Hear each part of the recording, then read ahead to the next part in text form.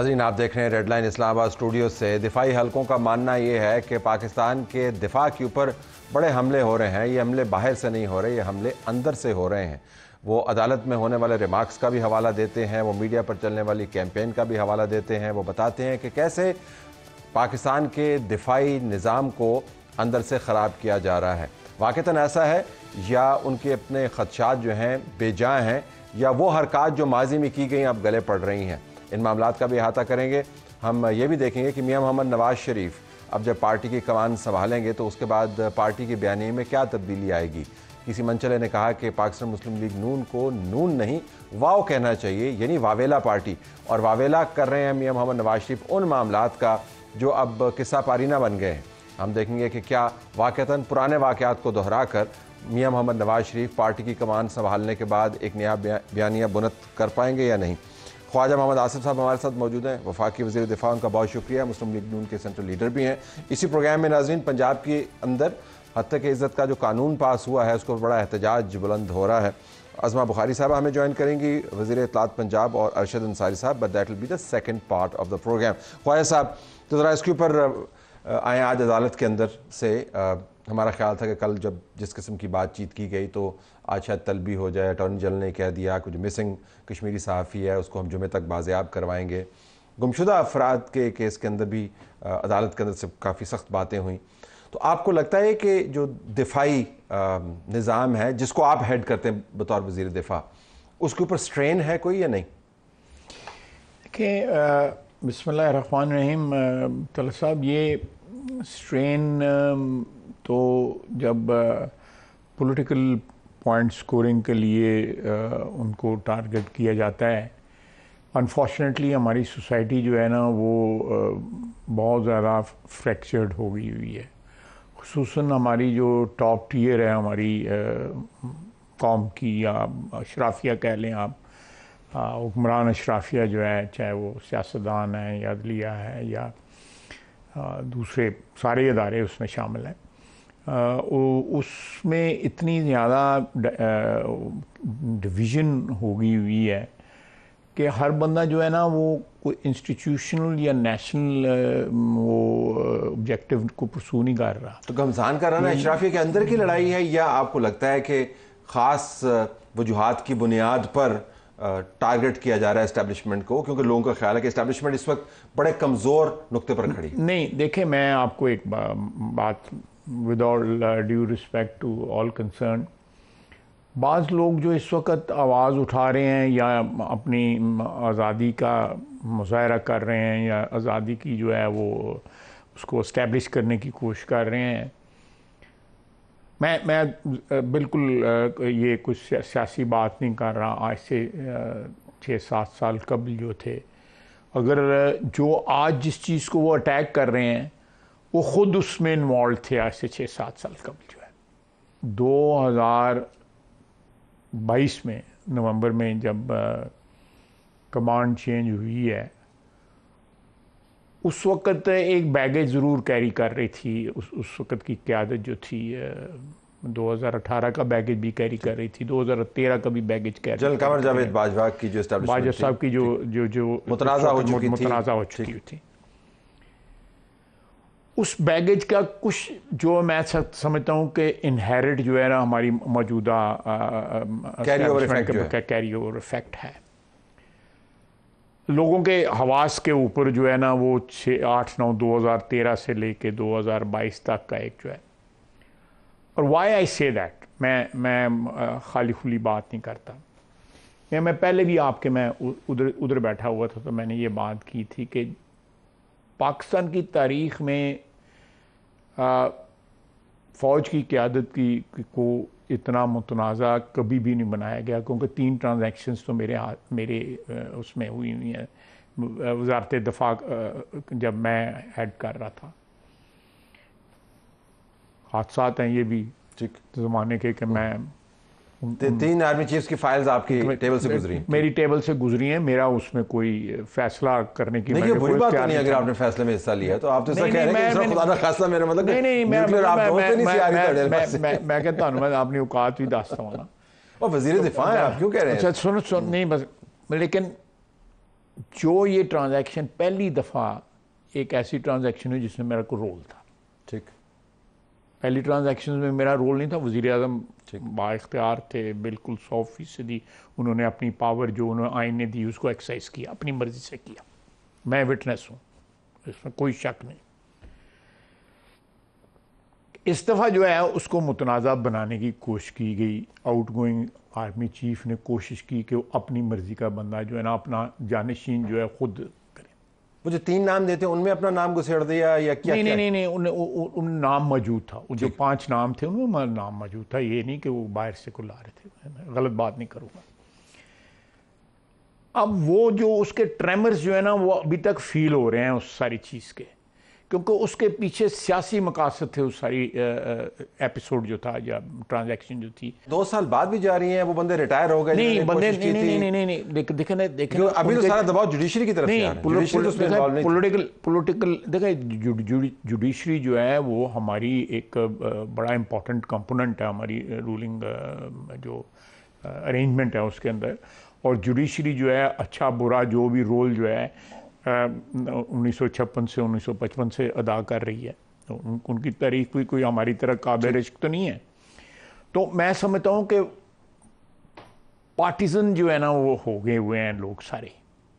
ये लोग सारे कौन है? मतलब आई वांट टू नो आजकल वो लोग सारे कौन है जो पार्टीजन हो गए हैं? देखें हर बंदा दाव खेला वो तो रिटायर हो गए। नहीं मैं फौज की बात नहीं कर रहा, मैं सिविलियन जो अदारे हैं, मैं सियासतदान हो गया, जुडिशरी हो गई है, वो सारे के सारे।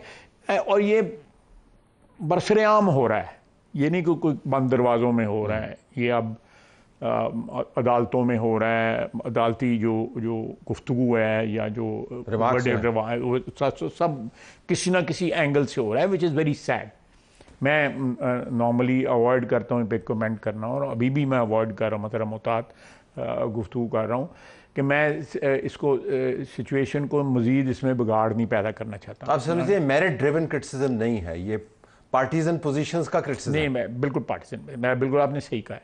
इसमें कोई मेरिट या कोई नजरिया या कोई आइडियोलॉजी नहीं है। I'm just trying to understand कि अगर कोई गुमशुदा सहाफ़ी है उसके ऊपर अगर एक जज अदालत का ये कहता है जी कि कौन इसको उठाता है, फिर उसके साथ एक मुकदमा बकायदा डेवलप होता है, मिसिंग पर्सनस भी बीच में आ जाते हैं, जो एक सेपरेट मुकदमा है लेकिन बातचीत में आता है, तो इसमें पार्टीजनशिप कहाँ पर? नहीं, मेरी बात सुने, मैं इसलिए कह रहा हूँ, मेरा आर्गूमेंट ये है आपके आगे कि एक चीज़ जो है जिसके ऊपर मुझे 5 साल पहले या 10 साल पहले जो है या 15 साल पहले, मैं अपनी सियासी ज़िंदगी की बात कर रहा हूँ, ऑब्जेक्शन नहीं थी, आज उस पर ऑब्जेक्शन है। तो या तो मैं इम्प्रूव कर गया हूँ, या तो मेरे में तनज़्ज़ुली आई है, या मैं कोई बड़ी क्या कहते हैं अकल की नई मेराज पा लिया आपने। मेराज पा लिया। मैं I was trying to find a proper word for it. तो मेरी मिसिंग पर्सन का केस जो है, बिल्कुल मैं इसी उसके ऊपर शौकत अजीज़ साहब ने गुजरना होता था इस टाइम पे, ये 4-5 बजे के टाइम के ऊपर गुजरना होता था, तो मैं अतर मिनल्ला साहब की मोहतरमा बहन, हमारी भी बहन है, वो खड़े होते थे और 3-4 लोग और खड़े होते थे हाथ में प्लेकार्ड पकड़ के। सो माई कमिटमेंट इज कांस्टेंट। ठीक। लेकिन जो है बाज लोगों की आजकल जो है वो कांस्टेंट नहीं है, या वो बेहतरी की तरफ चली गई है या वो तनज़्ज़ुली की तरफ चली गई है। ये आप फैसला कर लें या आपके नाजरीन जो। But that doesn't change the fact कि लोग मिसिंग हैं। नहीं, दैट बिल्कुल, मैं आज भी उनके साथ हूँ, लेकिन मैं आज भी उनके साथ हूँ। लेकिन मैंने प्रोग्राम शुरू होने से पहले आपको कहा कि मैं मिसिंग पर्सन के केस में मैं डिफेंस मिनिस्टर बनाया इसलिए गया था कि वो प्राइम मिनिस्टर को बुलाया था उन्होंने, प्राइम मिनिस्टर ने पोर्टफोलियो मेरे हवाले किया। आज के दिन मसलन आज मुझे मिला है, पोर्टफोलियो मिला है, next morning I was in Karachi registry. ठीक।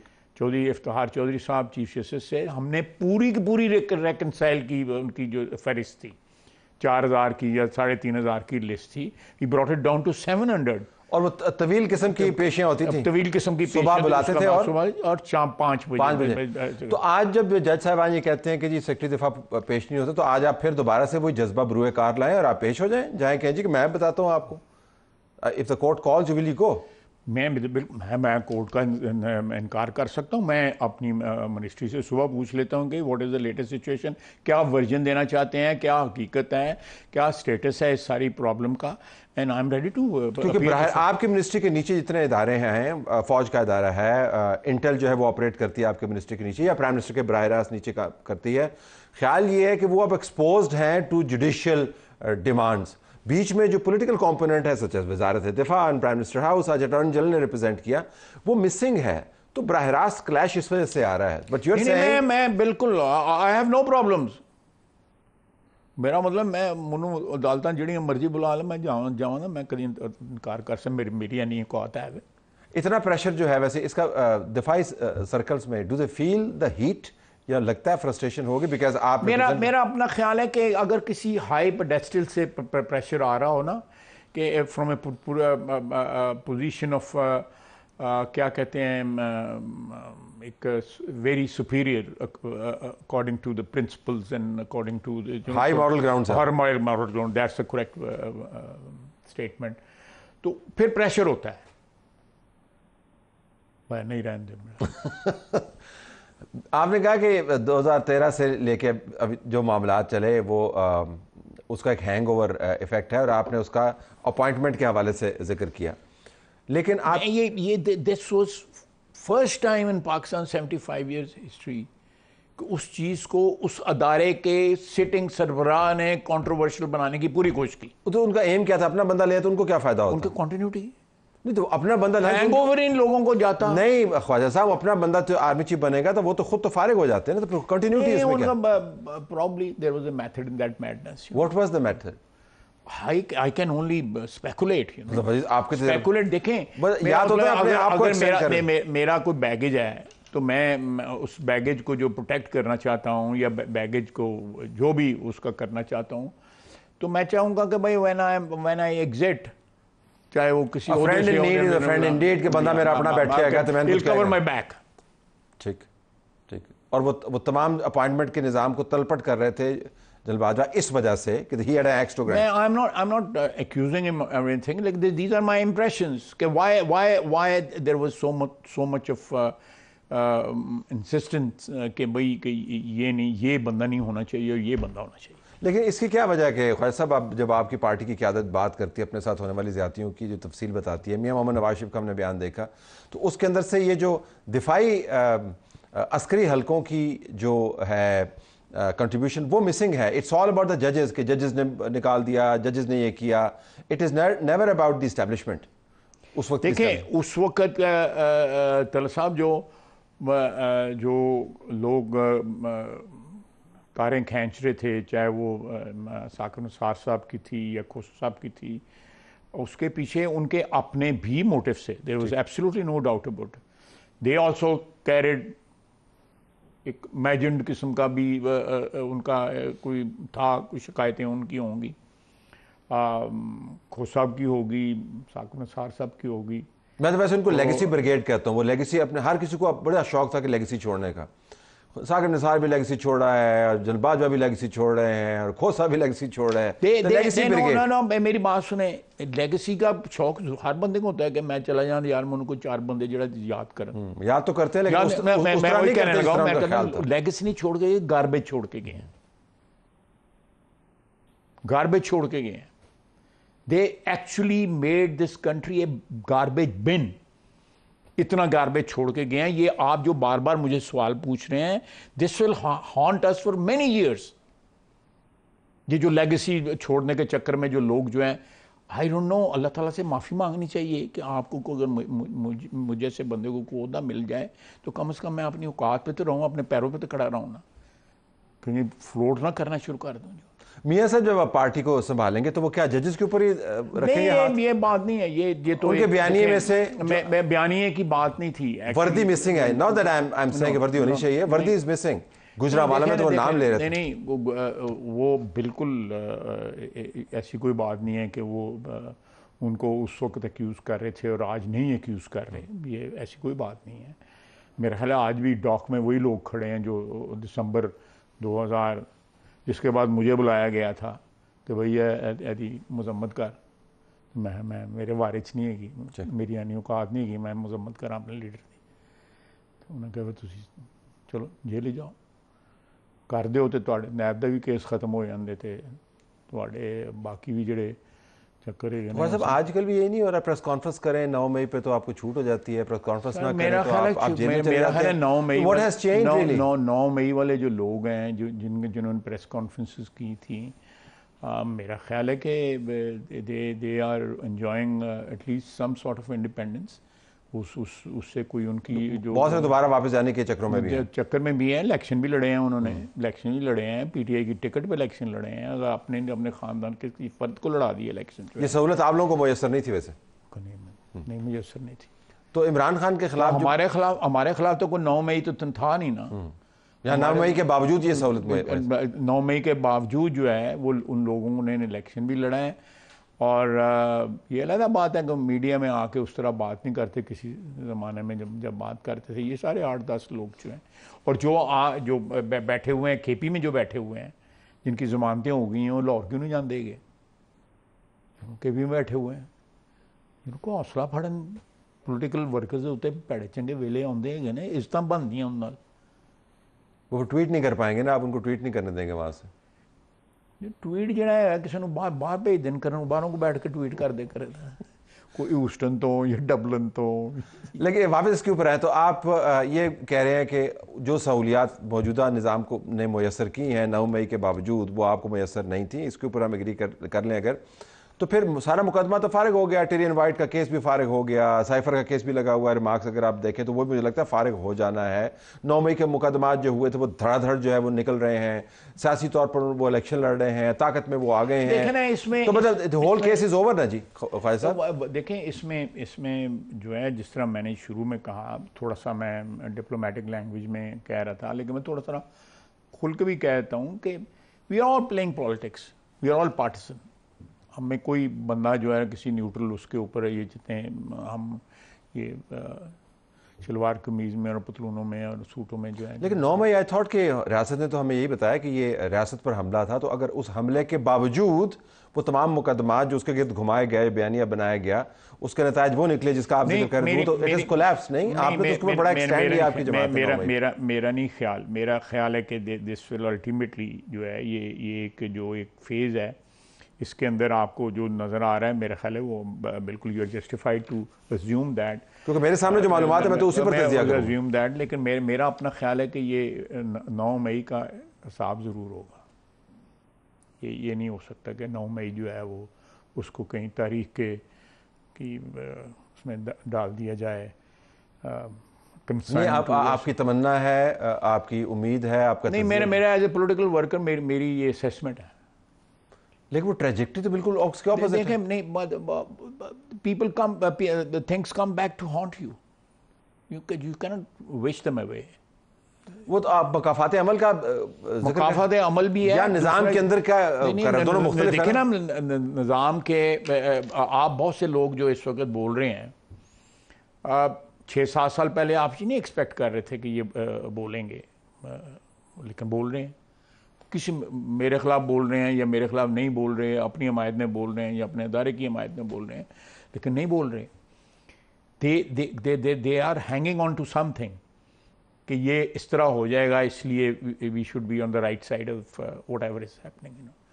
लेकिन ये नहीं इस तरह मेरी it's a very humble opinion, मेरे ख्याल में कि सिचुएशन इस तरह नहीं है। सिचुएशन जो है slowly and gradually will unfold, और वो सिचुएशन जो है वो अब मैं आपको एक और चीज़ बताता हूँ जिससे पता लगता है।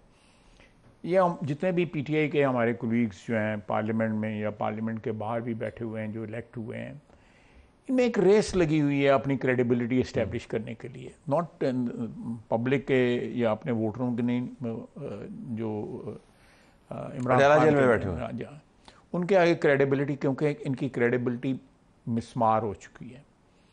अब देखें, मैं आपको एक एग्जांपल देता हूँ, I will just give you an example, कि I was very pleasantly surprise, not only surprise, I was shocked, जो लैंग्वेज जो है प्राइम मिनिस्टर की मौजूदगी में गंडापुर साहब ने इस्तेमाल की। यानी PMLN का वर्कर भी ये इतनी खूबसूरत लैंग्वेज जो है शहबाज शरीफ के मतलब या हुकूमत के मतलब नहीं इस्तेमाल करेगा जो उन्होंने उस दिन की। मैं साथ बैठा हुआ, दोस्ताना, खुशगवार, बिल्कुल तारीफ से भरा हुआ। बरादराना, बिल्कुल शहद की और दूध की नहरें बह रही थी। ये मुहावरे वाला शायद है ना, मुहावरे वाला शायद है जो लेकिन जो वो असेंबली में बोलते हैं या मीडिया के बोलते हैं, दैट्स अ डिफरेंट लैंग्वेज। तो साबित क्या हुआ? पस साबित ये हुआ कि ये लोग जो हैं जब उसके तक आवाज़ जानी होती है इमरान खान तक तो इनकी ज़बान जो है फ़र्क हो जाती है। ठीक। जब प्राइम मिनिस्टर को मिलने आते हैं, खुद मिलने आए थे, और मेरा ख्याल है कि एटलीस्ट अगर मैं PMLN का चीफ मिनिस्टर होता तो मैं मियाँ शहबाज शरीफ का मेरी उसके साथ दोस्ती भी बेतकल्फी भी है, तो मैं तो नहीं आया खुद गुफ्तगू कर देगा, वो गुफ्तगू तो सीधी लखनऊ तो आई देगी। आपने लैंग्वेज का जिक्र किया, लखनवी जो है, तो आज जो नॉन लखनवी लैंग्वेज में उन्होंने इल्ज़ाम लगाया है आप पर, वो ये लगाया है कि जो बिश्केक जानी थी फ़्लाइट जो KP हुकूमत ने ख़ुद से अरेंज की, वो आपकी वजह से नहीं जाने दी गई, आपने अप्रूवल नहीं, क्या उसकी क्या हकीकत? मैं इस पर बट करूँगा कि वो बिल्कुल वही है कि बाहर को और बात कर रहे हैं, ये हमारे सर अंदर बैठ के जो है डिफरेंट ज़बान में बात करेंगे। उन्होंने अप्लाई किया कल 20 तारीख कल थी मेरे ख्याल, आज 21 है, और फॉरेन मिनिस्ट्री ने और एविएशन मिनिस्ट्री ने दोनों ने उनको कहा जी कि आप फॉर्मेलिटीज़ कंप्लीट कर लें and the permission will be given to. उन्होंने आज 2 बजे पैसे जमा कराए हैं या फॉर्मेलिटीज़ कंप्लीट की हैं, और ऑलरेडी उनको कल सुबह 4 बजे की फ़्लाइट की प्राइम मिनिस्टर ने इजाज़त दे दी हुई है। ये इट्स ऑल डन। लेकिन जो बाहर का बयान है वो तो है कि जिस तरह की रंगबाजी, व्हाट एल्स, पंजाबी में तो यही कहूँगा, उन पश्तो की कहते हैं, मैं I will have to get the translation done. I'll leave it there. Let's take a break here.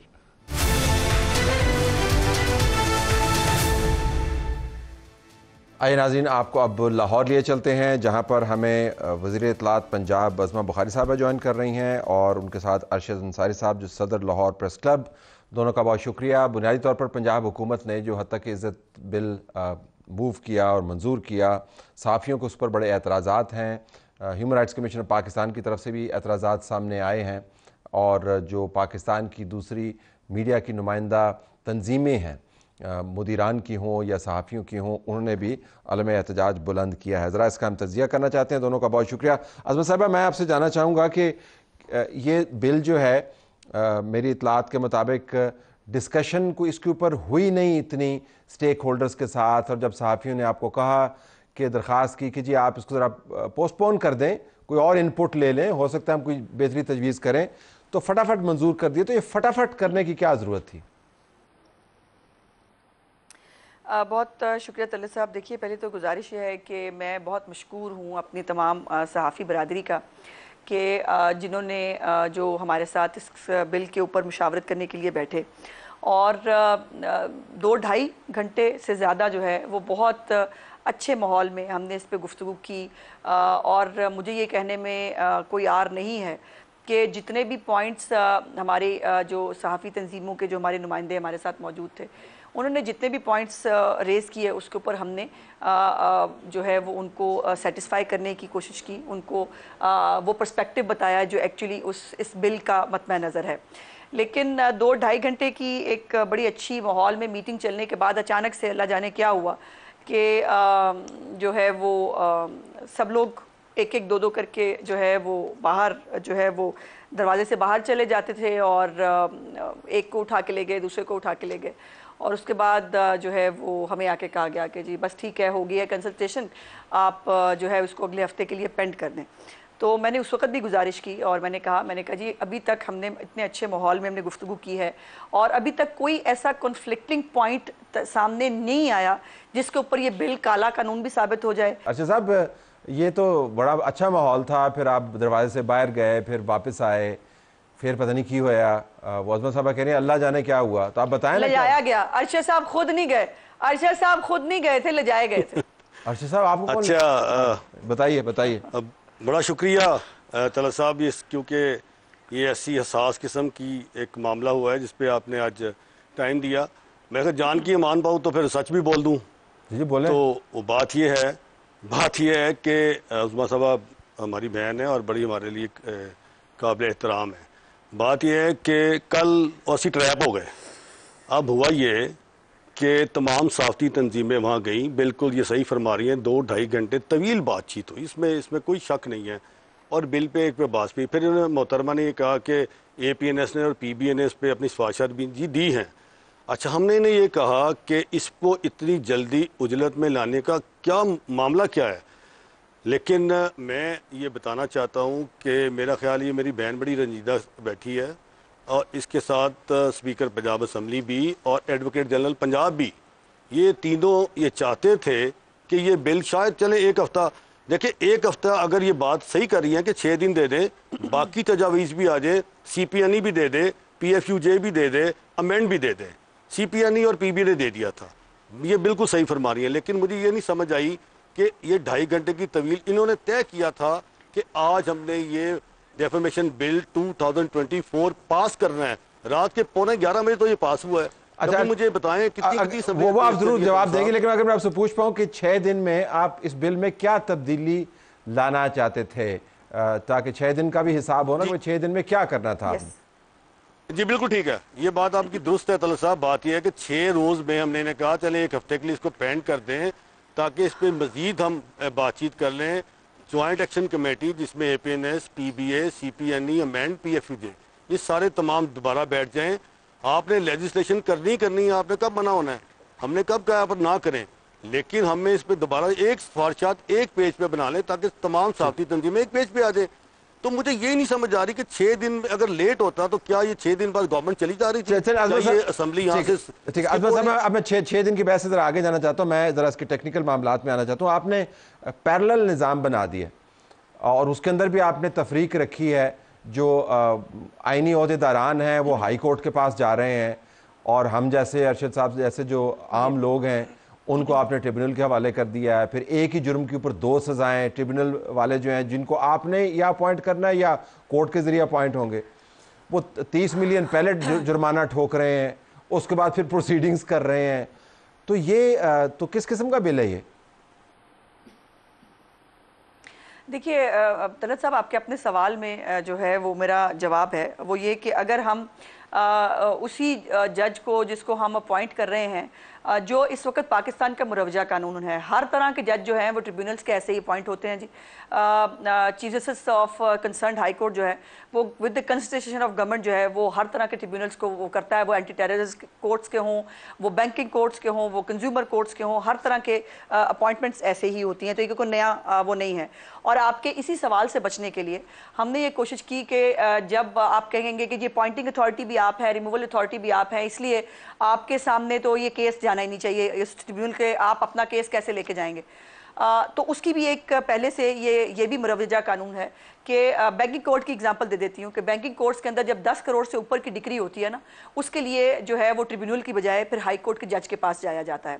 और इसी फॉर्मूला को जो है वो कॉपी करते हुए ये किया गया कि जो आईनी उहदेदार हैं, बाय द वे एक आपको बता दूं कि ये जो कह रहे हैं ना कि कंसल्टेशन जो है वो उसका इतनी फ़ायदेमंद कंसल्टेशन थी कि ये एतराज़ हुआ कि जी आपने कॉन्स्टिट्यूशनल जो ओहदा आपने लिख दिया है। बहुत सारे ओहदेदार ऐसे हैं जो कॉन्स्टिट्यूशनल ओहदा उनका नहीं बनता है कॉन्स्टिट्यूशन के तहत। हमने उस पर ज़िद नहीं की, हमने जो लॉ पास किया है उसके अंदर हमने ये लिख दिया है, हमने उसको चेंज कर दिया है। कॉन्स्टिट्यूशनल जो है वो ओहदों की बजाय हमने उनको पब्लिक ऑफिस होल्डर्स कह दिया है। तो ये हमारी साफ़ी जो बरादरी है उनकी तरफ से ये सजेशन आई थी, हमने उसको इनकॉर्पोरेट कर दिया है।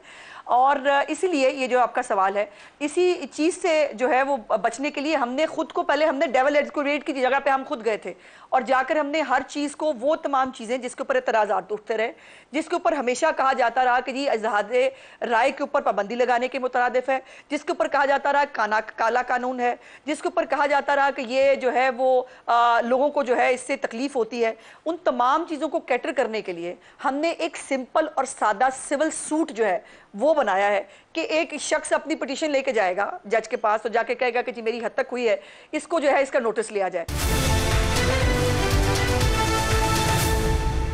इसमें एक ही जुर्म के मुर्तकिब अफराद के लिए 2 आपने मयार मुकर्रर किए हैं। अगर मैं कॉन्स्टिट्यूशनल ओहदेदार हूं तो मेरा मुकदमा कहीं और जा रहा है, पब्लिक ऑफिस होल्डर हूं। अगर मैं आम शहरी हूं तो आप मुझे फौरन ठोक रहे हैं। ये किसी कानून में इस किस्म की डिस्क्रिमिनेशन नहीं होती। नहीं, डिस्क्रिमिनेशन नहीं है जी। ये मैंने जैसे पहले भी मैं दोबारा गुजारिश कर लेती हूँ कि अगर हम उसी ट्रिब्यूनल के जज के पास जाएंगे फिर आपका एतराज़ ये होगा कि आपने तो उसको अपॉइंट किया है, आपने तो उसको जो है रिमूवल भी आपने करना है। जैसे अभी अंसारी साहब भी कह रहे थे कि वो हम हेड करेंगे, तो वो तो फिर हम पे सच्ची मुच्ची हम हेड कर लेते ना, क्योंकि हमारा केस भी उनके पास जा रहा होता। तो ये ऐसे नहीं है, और इसीलिए ये मुख्तलिफ कवानीन के अंदर ये वो रखा जाता है कि जो एक स्पेसिफिक लिमिट से ऊपर जो है वो हाई कोर्ट जो है उसके अंदर इंटरवीन करती है। और ये इसको एक होता है ना स्वीपिंग स्टेटमेंट के तौर पे कह देना, जैसे कि जी इसको अगर हम बाकी हम चले जाते तो फिर हम तो हेड ही कर रहे होते, फिर तो हमें मेरा ख्याल है यही कहा जाता है कि जी आपको तो ले जाने की जरूरत ही नहीं है क्योंकि आपने पॉइंट किया है। तो इसमें तशरीह दी गई है, अज़मा साहब जो तशरीह दी गई है इसके अंदर हद तक की, उसके बाद तो आप भी किसी जज के खिलाफ प्रेस कॉन्फ्रेंस नहीं कर पाएंगी। ये जो आप जो है जी बिल्कुल ठीक है, आप के जो मेंबरान हैं वो जो प्रेस कॉन्फ्रेंस करते हैं, वो जज साहबान के बारे में जो बात करते हैं, वो आप भी बात नहीं कर पाएंगे, तनकीद हो नहीं पाएगी इसके अंदर। तो आपने तो अपनी ही जुबान बंदी का बड़ा ज़बरदस्त बंदोबस्त किया है इसके अंदर ना, और ये आप पर लागू होना है। ये सभी की जुबान बंदी का बंदोबस्त है। बिल्कुल होगा, बिल्कुल होगा। देखिए गुजारिश है मुतल्लिक़ साहब, तनकीद और इल्जाम में फर्क है। इसमें नहीं फर्क नहीं, को कोई ना रोक रहा है। और इसमें कोई फर्क एक मिनट, नहीं है, मुझे एक्सप्लेन करने दें, मुझे प्लीज एक्सप्लेन करने दें। मेरी गुजारिश ये है कि ये कोर्स ऑफ एक्शन आ रहा है तनकीद जो है वो और इल्जाम के बाद, ये पहले नहीं आ रहा। इसमें किसी को रोका नहीं गया है कि आप ये नहीं कर सकते। जो जिसने किया है उसके कोर्स ऑफ एक्शन के बाद उसके ऊपर जो है वो देखा जाएगा। तनकीद और इल्ज़ाम में फ़र्क है। तनकीद सर आंखों पर, बिल्कुल तनकीद करें, होनी चाहिए। तनकीद जो है वो बराए इस्लाह होती है, ज़रूर होनी चाहिए। इल्ज़ाम जो है ना तलत साहब, और बगैर किसी सबूत के इल्ज़ाम, अगर तनकीद के नतीजे में अज़मा साहिबा आपका ख्याल है कि आपकी सोशल एस्टीम लोअर हो रही है तो वो हद तक में तब्दील हो जाता है। ये तनकीद नहीं है। अगर बिल्कुल यही इसके अंदर लिखा हुआ है ना कि अल्फाज की वजह से अगर आपका सोशल एस्टीम लोअर होता है तो हद तक में तब्दील हो जाता है। अब मुझे क्या पता किस वक्त किस मिजाज में लोग मौजूद हैं, उनको मेरा हर लफ्ज जो है वो हद तक ऐसा करते हैं जी। नहीं तलत साहब ऐसा करते हैं ना कि एक पैमाना बना लेते हैं। जो चीज आपके लिए दुरुस्त है वो मेरे लिए भी दुरुस्त होनी चाहिए, जो चीज आपके लिए गलत है वो मेरे लिए भी गलत है। लेकिन आपका और मेरा रोल मुख्तलिफ है ना। पब्लिक ऑफिस होल्डर हैं आप पब्लिक ऑफिस होल्डर हैं, मैं पब्लिक ऑफिस होल्डर नहीं हूं। आपका और मेरी जिम्मेदारियां मुख्तलिफ हैं। आपके ऊपर तनकीद का बर्डन मुख्तलिफ होगा, मेरे ऊपर तनकीद का बर्डन मुख्तलिफ होगा। लेकिन आपने बड़ी सहूलत जी बताइए। नहीं ऐसे नहीं तलत साहब देखिए, बिल्कुल मेरे पे बर्डन ज्यादा है क्योंकि मैं अवाम की नुमाइंदा हूं।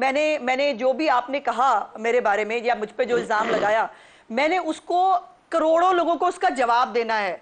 मैंने करोड़ों लोगों को जस्टिफाई करना है। मैं कैसे घर घर जाके दरवाजा खटखटा के कहूं कि नहीं मेरे बारे में जो कहा गया है वो गलत है। मेरे पास सिर्फ एक सोल्यूशन होगा कि मैं वो डिक्री लेके जाऊंगी और मैं जाकर दिखाऊंगी कि देखिए मेरे पर जो इल्जाम लगाया गया था, जो मेरी हद तक की गई थी वो गलत थी, और ये मौसूफ जिन्होंने मेरी हद तक की है, मेरे पे इल्जाम लगाया, वो सबूत पेश नहीं कर सके। उसको सबूत देने के 3 मौके दिए जा रहे हैं। जिसको मेरे पे इल्जाम लगाने का, मेरी हद तक करने का जिसको शौक है, वो सबूत के साथ लगा दे। उसको कौन रोक रहा है? वो साबित हो जाएगा, बल्कि एक मोहर लग जाएगी मेरे ऊपर कि मैं चोर हूं, मैंने चोरी की है, और ये डिक्री जो है अंसारी साहब बताइए। साहब बात इसमें ये है कि ये जो बिल है ये इन्होंने अपने खिलाफ आप ही ले आए हैं। मसला ये है कि रोज पॉलिटिशियंस एक दूसरे पे बड़े संगीन इल्जाम लगाते हैं। अज़मा साहबा आपके वज़रा जो है वो मुखालिफ पार्टी के लीडरान को कहते हैं कि 300 रुपये खा गया, ये चोर है, ये डाकू है। आप उनको कहते हैं चोर है, डाकू है। अब मुझे ये बता दें कि डिस्क्रिमिनेशन क्या है? आपका क्या कोई वजीर जिसको वो इल्ज़ाम लगाएंगे कि इसने 300 अरब खा के 400 ये खा गया, 300 वो खा गया, ये चोर है, ये डाकू है, इससे तो आप बाहर निकलते नहीं है। क्या ये कानून आप पे भी लागू हो जाएगा? जी बिल्कुल होगा, जी बिल्कुल होगा। और आपने बड़ी अच्छी बात की है अंसारी साहब, बगैर किसी चीज के, बगैर बेटे से ख्याली तनख्वाह पे हम चोर डाकू रहे हैं ना जी इतने साल।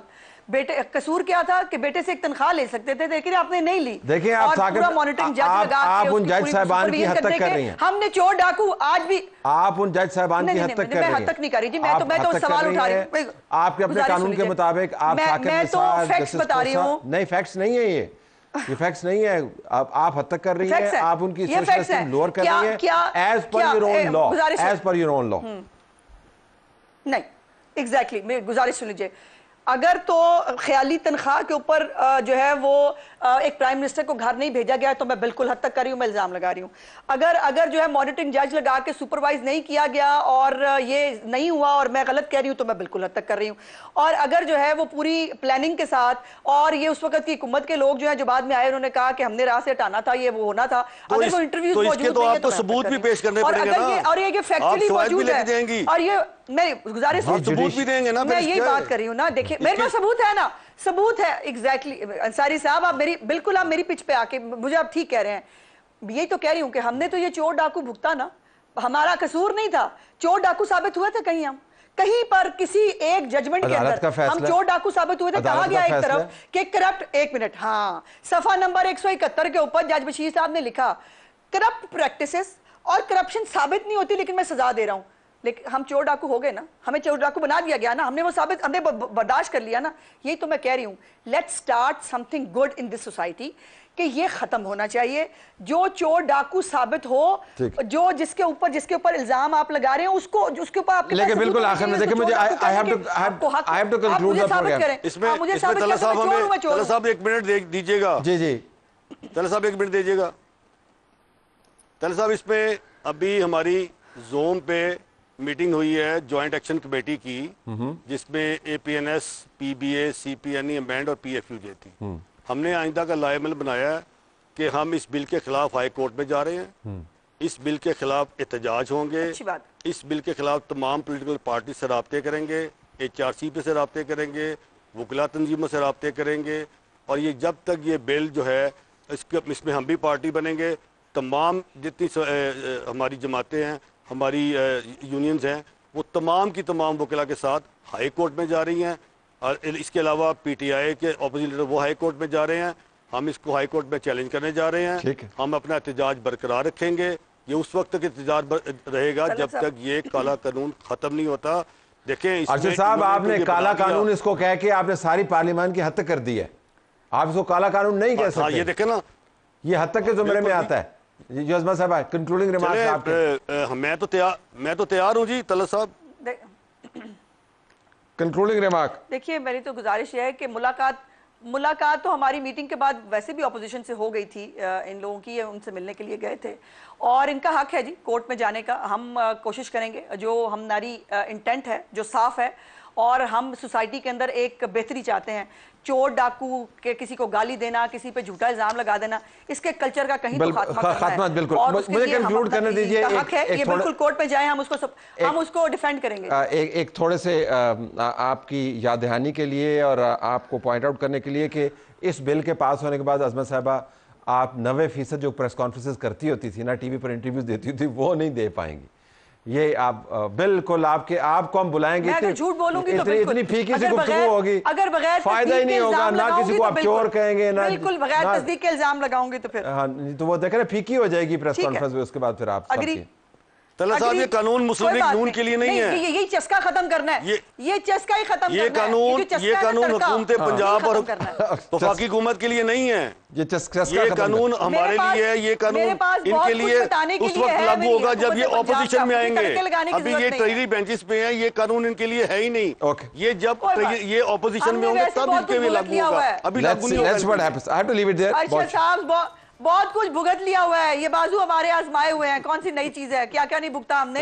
लेकिन ये है कि ये जो मेरे पास पंजाब हुकूमत की बहुत सारी चीजें बताने के लिए हैं, तो मुझे तड़का लगाने की जरूरत नहीं पड़ेगी। मैं हुकूमत की बहुत शुक्रिया नाज़रीन, हमारी तरफ से यही कुछ इजाजत चाहते हैं। अल्लाह हाफिज।